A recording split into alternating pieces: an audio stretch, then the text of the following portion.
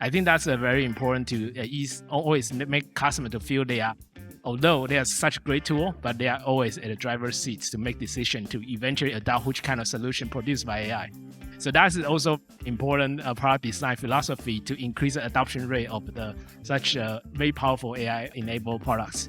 I believe it's not like one time you adopt everything. It's more like you are selling the whole things, but you need to have a very clear landing and expanding strategy for each enterprise. And you need to really handhold for most of the customers. Sometimes they want to jump, but they don't know where's the ladders, and you need to offer that. That's something like, especially currently, the Southeast Asia is still in an early adopter enterprise stage, and you should do. Data arms race, we're really more concerned around how does the enterprise prepare their data for AI rather than how do you get more, because subsidizing with data from the outside world will probably work to a certain extent, but if it's really meaningful is the other question. If it really comes down to ROI and measurable ROI, whether that is in terms of man hours or whether that's in terms of efficiency, then usually we would default to internal data to be used for training purposes rather than from the outside. Hi folks, welcome back to On Call with Insignia, where we go on call with leaders innovating the future of Southeast Asia. In today's episode, let's dial into a conversation on AI and the future of business, moderated by Insignia Ventures Partners Principal Yongcheng Ong. So now, if we look at B2B businesses, I think the most recurring theme that we often hear these days is really about digital transformation, because the solution that they have to provide will always need to be relevant and viable for their enterprise clients. But then it's not just about that. It's also about AI enablement as well. And when we talk about AI, it's not just about the hype that we hear these days, generative AI, GPT, and all this kind of stuff. It covers a broader spectrum of things, like automation, data science, as well as machine learning as well. The kind of technologies that we have today is able to bring us substantial productivity as well as efficiency improvements for businesses of all scales and across multiple functions as well, be it front end and back end. Today, we are privileged to be tapping on the minds of innovative entrepreneurs who are at the forefront of building such digital infrastructure. So without further ado, let us welcome my esteemed panelists for this afternoon. Joining us will be Chih Han, co-founder and CEO of Appier, Jennifer, co-founder and CEO of WIZ, and Christian, co-founder and CEO of Bluesheets.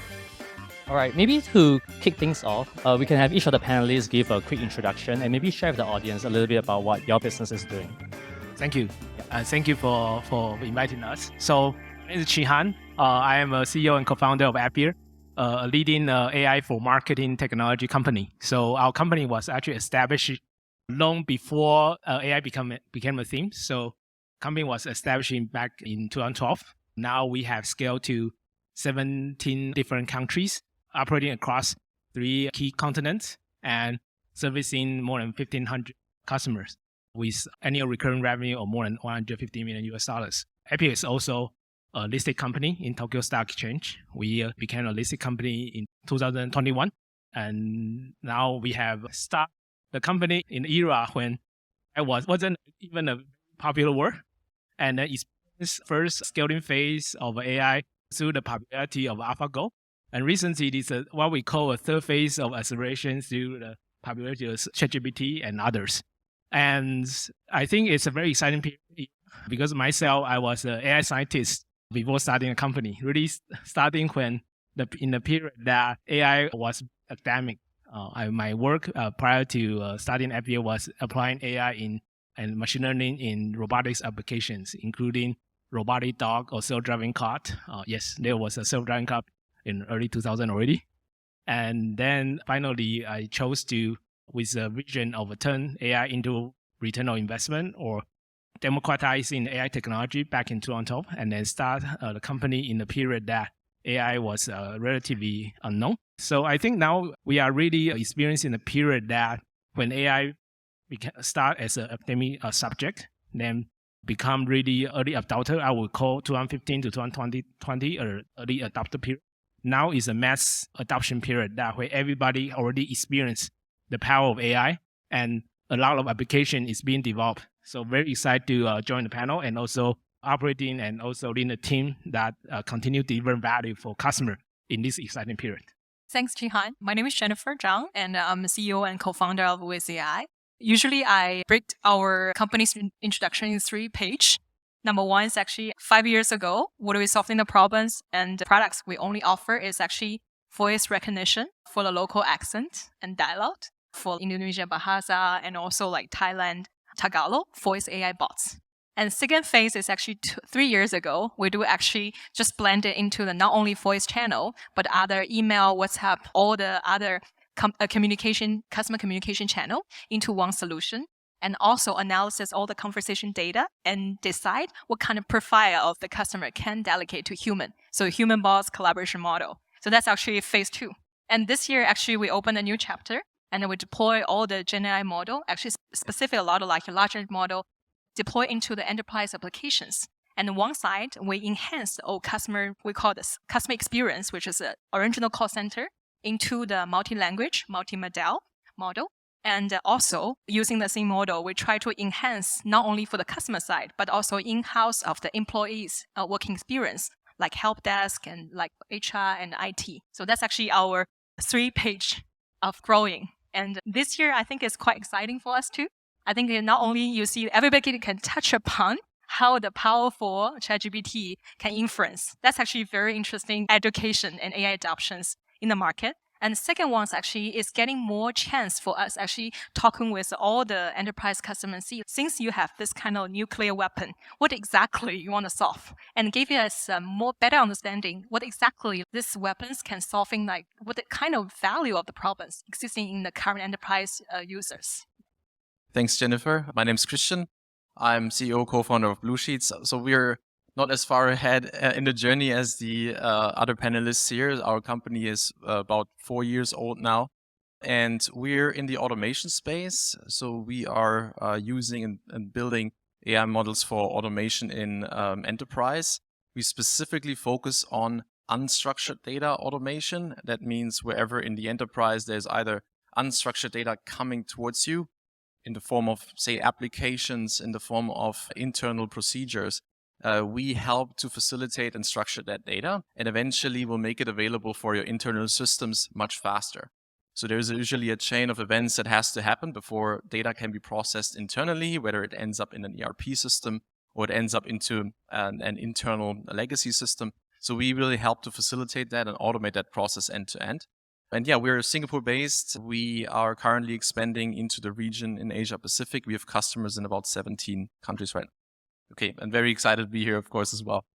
All right, thank you for the introductions. So for the first question, I'll probably address it to all of the panelists, right? I mean, thankful that you guys have shared a little bit about how the businesses have evolved over the years and nowadays. But these days, when we talk about AI enablement, AI transformation is often quite broad, right? Perhaps you can share and distill it down for the audience. What does AI transformation actually mean for your business? And if we take a step back, how do you see the state of AI transformation in Southeast Asia relative to the rest of the world? Yes, so AI transformation, I think, because we focus on marketing, digital marketing industries, maybe I can classify into, now we are 11 years old, so classify into a 3-stage. I think prior to 2015, I think people simply don't care about AI at all. So any applications that for marketing, people only care about whether it actually brings true value. So our company was established during that period of time. So for enterprise customers, they don't really care if you are AI or AR or VR or whatever. So as long as you can deliver value, then they will adopt such a solution. I think that's the very first period of time. And the second period of time, I would call early adopter periods from 2015 to up to 2022. That's a period of time that with the advancement of AlphaGo and also the popularity of deep learning technology and also the chip cost of a GPU, and altogether actually make it possible for people to start feeling aware that AI have a superhuman capability that can do something better than myself. Yeah, I had a conversation during lunch that I think beyond 2015, when we pitched to customer, there are some CEO will tell us that my intuition work much better than machine learning. So I would say, oh, maybe yes, but not for a multivariable of thousands of dimensions. But in my brain, processing this way. But after 2015, people stop believing that. And then there start emerging some of the application, and especially in the area of a supervised and predictive AI space, in marketing as well. So you start seeing a lot of precise marketing space application start emerging, because marketing is all about selecting the audience and how you can consume the marketing budget in the best return on investment way. So that's something that AI can solve very well if you have sufficient training data. And marketing is an area that can generate continuously very precise labels. And because of that, that has a sort of first phase of a departure, but it's only surrounding around the very what we call early adopter, more technology-focused companies.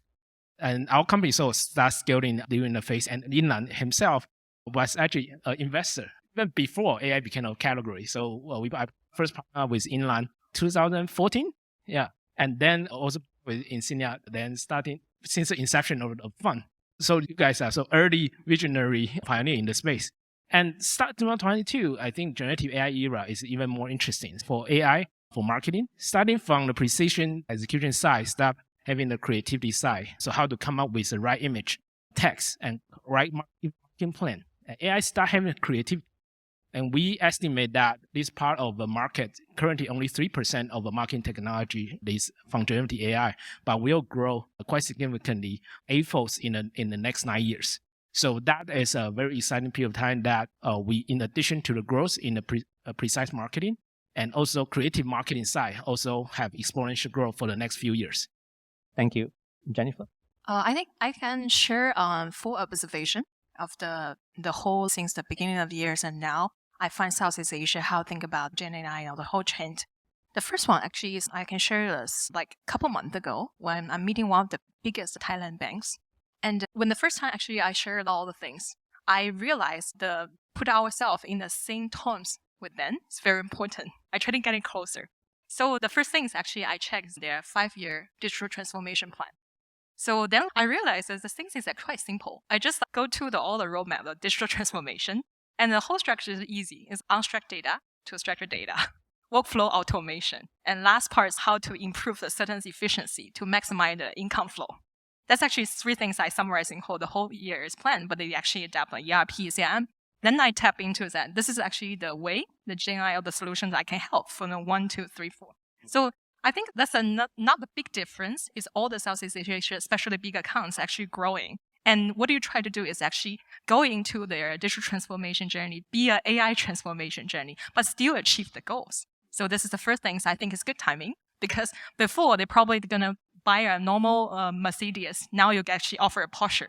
If they can afford it, you can use it. That's the first one. Second case is I observe for the whole thing is because all the people can test the personal experience of AI this year, but doesn't mean like an enterprise can adopt that, the same. So we see the gaming of the possibility of the reliability. That's a journey. All these consumer apps to the enterprise solution must be go through. And what you try to do is actually how you find the right angle to make sure, find a niche to make the most possible to be a most reliable solution. That's actually we find to first one, you still need to go to existing cases and don't sell in too much. It's actually the pain point you find last year. Okay, come back and say, if you can finish automation 40%, can you have to finish the 80% with a reasonable cost? So that's actually another journey actually we go through. Don't selling the future. You're just selling the next future. That's an easy one. So the third thing I find is also come to the possibilities. Now you probably need to go closer to the business nature. Because before, actually, everything is actually structuralized. Your ERP, CRM. But now with the Gen AI, you break through all the frameworks. So how we can restructure is now you are not the designer, but you actually the person. You need to understand the business better. So don't go too far, but close with the business nature. Why this business can make money. Then you really step in and giving the solutions much easier. And last part, which is lucky part for Southeast Asia. Before, so many Southeast Asia companies need to outsource talents, IT talents for India, for China, and all the Java juniors and all the people like in the Philippine markets, they need to do this. But China actually lower all the bars. All my junior guys actually can just co-pilot and do the code 80%. You don't need to, even myself actually can do much better jobs. And now actually it's lower the bar of the development capability. So actually it's a good chance for Southeast Asia talents to the transformation. So if there are so many people do the in Philippine market can help to train your data annotation and can help you train model before, now they can upgrade to the prompt engineer. This is actually the good journey for all the transformation of Southeast Asia talents. And I think it takes time, but I think it's much already be shortcut for this kind of area. That's for observation I find. I'd love to share. I couldn't agree more with Jennifer. I think one more point maybe on the role of Southeast Asia that we see right now is there is an opportunity for Southeast Asian businesses to tap into AI early on, wherever they are in their digital transformation journey. And of course, it will depend a little bit on the availability of large language models and just the modality they can actually use to access this technology. It will likely still come from the big cloud providers. However, so there's definitely a great opportunity now in terms of efficiency. And so specifically how we at Bluesheets support that is we're actually cleaning up the data and preparing it for these use cases. So we find ourselves in a spot where we can support existing initiatives in companies. We see the first POCs now happening towards AI, no matter where in the world, actually. And then also we can, of course, build our own initiatives on top of our data model. So we can propose projects for efficiency within a company, whether that's a procurement process or whether that's an HR process. So we see and clean the data, and then on top of that, we can offer up services. And this could even be services provided from other companies like Appier or WIZ.AI, right? So this is how I think this will evolve in the future. Many companies will build their own models, but still they will face a lot of hurdles, and they will not venture into all categories within their business. And I think it's a very exciting time, especially for Southeast Asia here, to maybe leapfrog a few competitors as well. Yeah. I like it that all the panelists share a little bit different perspective on how they look at AI transformation in general, right? Appier has had a front row seat since way before AI became a thing, which I think is very interesting. And to Jennifer's point, I feel that speaking the client's language is actually very important. We encountered a lot of cases whereby the company produces good products, but they were just unable to communicate in the same bandwidth, and that led to a lot of lost sales, right? I think an example that I have is that there was an AI fintech company that mainly sells report writing automation, right? They basically just use OCR technology and all this. And they were selling a very complex technical solution to the banks and all this. And at the end of the day, what they realized is that what they need to tell the banks is that I can write more efficiently and save more money than you using your BPOs. So it was that simple. And they took a long time to sort of figure that out. Yeah. And I feel that generative AI has changed the whole equation when it comes to buy versus build. So to your point, I think it's way easier to build right now. And it might change the way how SaaS businesses might be viewed in the future. And lastly, to Christian's point, I think right now there's a lot of data out there. I think a lot of companies have a little bit of inertia in understanding or adopting new solutions as to what to do with their data, especially when it comes to unstructured data. And I believe that companies like Bluesheet will have a role to play in helping to tidy up that part of the world. For my second question, maybe I'll ask Chih Han first, right? Just building on some of the points that you have elaborated earlier. You've been building AI-powered marketing SaaS solutions for more than a decade, right? And you have seen how the industry has evolved. How has the resurgence in AI interest been impacting Appier's growth, especially since you're a public company? As mentioned previously, I think in the very initial phase, people are always looking for a solution that can boost their business performance. Our solution has built around that kind of framework.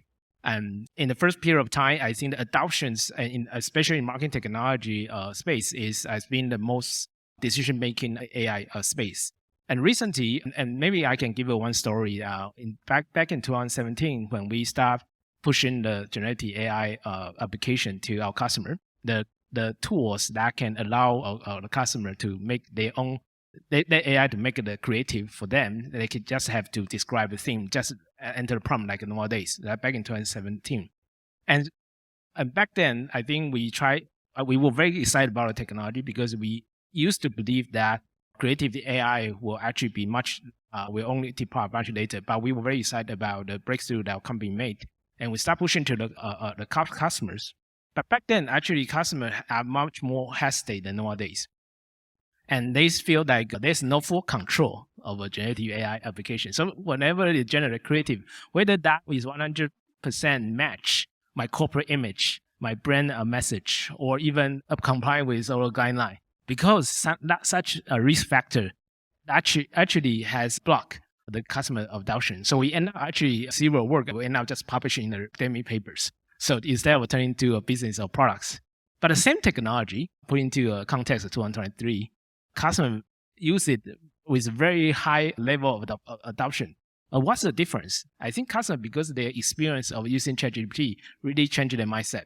So they know that compute inevitably will make certain mistakes. And then also, but 80% of time is actually correct and actually can broaden my own capabilities. And such a mindset change has unlocked a lot of potential in the creativity side of marketing technology. So in a lot of our product nowadays, in addition to help our customer make a precise decision, actually help with the creativity part of our market. Marketing is really a combination of creativity and execution. So now the sort of the creative side is also unlocked.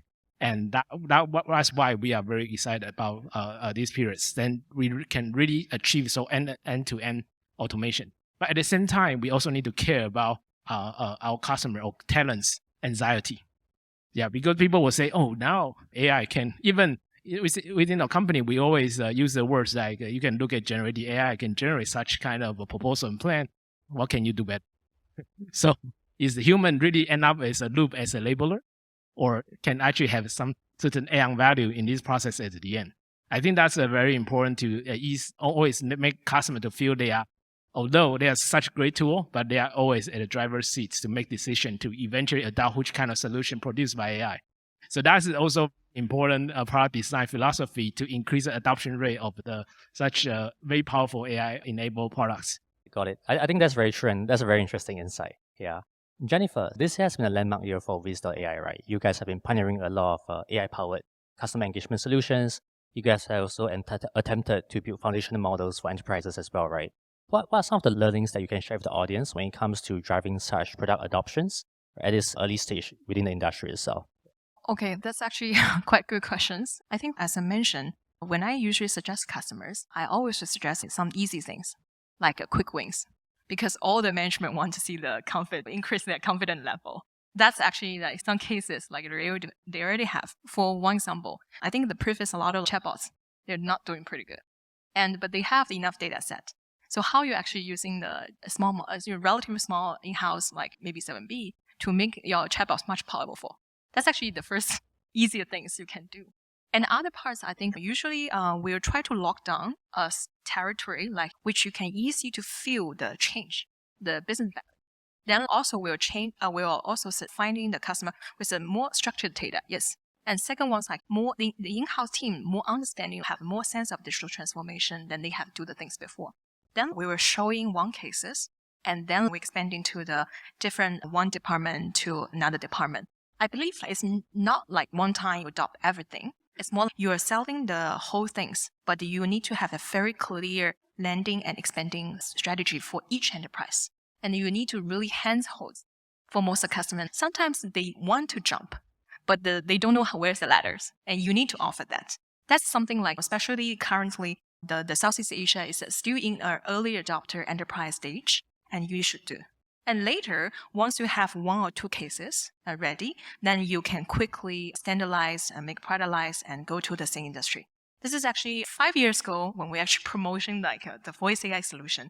It's starting with one technology, then later to the product, then the solution, then extending to the all departments. And I think the same will be happening here with the Gen AI solutions, like from the one like simple function use cases and go to departments and the whole company level. Yeah, I think that's a very good point, because I guess in Asia itself in general, there is a higher level of service elements, right, that enterprise companies often have to deal with. And hopefully productization and standardization will be able to bring about a new standard of service level agreement. Christian, for you, my question would be, AI transformation, the very foundation of it really lies in the data infrastructure layer, right? How do you see this data arms race evolving across various industry, and how do you see Bluesheets' role in the grand scheme of things? So I think in general, what we feel inside Bluesheets is there are currently many legacy systems implemented within a company. They usually host data. And the way we see it in the future happening is that many of these legacy systems will be made redundant, because a lot of computations are either already done by AI before the data even hits the company, or when it's inside the company itself. And that's our premise. And therefore, anything that is not currently tied to compliance, meaning reporting structure, meaning internal compliance, as a legacy system, might actually go away. For us, the education process starts there. If you need an ERP system, that's clear. Yeah, you need to be compliant. Do you, however, need 3 other systems that are sitting, say, in a procurement process before the ERP system that are actually just there to facilitate a problem that might not exist in 5 years anymore? And so that's where we come in usually, and we explain how the data should be structured. So some companies have already invested very heavily into internal processes, into automation, and they were, in their defense, restricted by the technologies that were available back in the days, which usually was RPA. There were a few other companies, of course, here, a few frontrunners in certain AI tools. And so what we will see in the future for us, hopefully, is that many companies will completely restructure and using AI tools only until that moment when you reach that legacy system that will then be tied to the compliance, right? So that's, I think, how we see the data arms race play out. You actually do not want to manually process data or host data in many different systems at once. You will be seeing more data lake-like systems that will then be able to easily release and trigger transformation of data or send data left and right. And I guess when it comes to sharing data with cloud providers, so here we currently know that many companies are connected to almost all the cloud providers anyways. That means they will be able to pick and choose. And I think that's good. There will be most likely more providers for specific tasks popping up. They create and train their own large language models. But in general, I think data arms race, we're really more concerned around how does the enterprise prepare their data for AI rather than how do you get more? Because subsidizing with data from the outside world will probably work to a certain extent. But if it's really meaningful is the other question.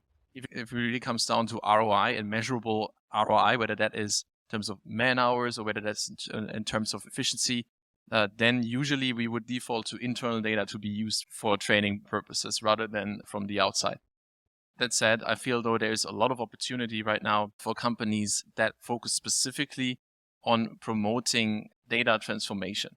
That is really what's lacking right now. You have so many different silos. It's so hard right now to even come up with a project because so many different parties might be involved and there's no easy access to the data that you need. Sometimes it's not even in the cloud. And that brings me also back to my earlier point, Southeast Asia. So that's an opportunity because if you have not yet gone so far in the automation journey, you might actually see yourself now in a position where you can get right to the top because you can skip a few steps. And I think that's quite exciting for businesses here in the region. I think the role that you play is actually quite pivotal as well, because aside from access, I guess what Bluesheets is also trying to prevent is garbage in, garbage out, right? If we take a step back right now, we look at the competitive landscape with AI and all this, the competition will inevitably be global from day one, right? So do you guys think having your roots here in Southeast Asia, would that bring you any unique advantages when it comes to competing at a global stage?